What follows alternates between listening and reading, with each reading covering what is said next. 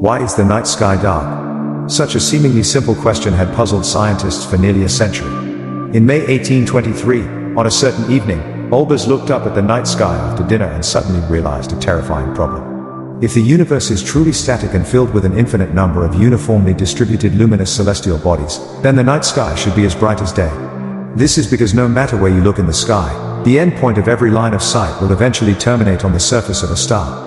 Theoretically, there should be no dark regions between the stars. However, the actual night sky is in a state of darkness. What truth lies within this phenomenon? Scientists have proposed three explanations. The first explanation suggests that the universe is not completely transparent, and distant starlight is obstructed by various substances in the cosmos, such as dark celestial bodies, dust, gases, and clouds. This prevents the light from extremely distant stars from reaching Earth.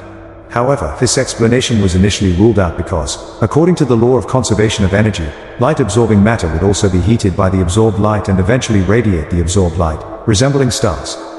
The second explanation is based on the finite age of the universe. Even though the speed of light is the fastest in the universe, it would still take at least 100,000 years to traverse the Milky Way galaxy. Therefore, it is contradictory and impossible for light to instantly illuminate the entire universe.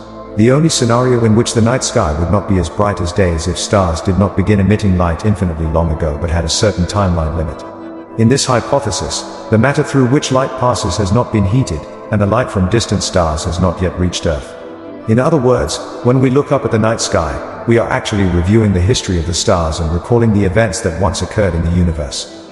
The third explanation is the cosmic redshift phenomenon. In 1929, the astronomer Hubble discovered that the universe is continuously expanding, and most galaxies are gradually moving away from us.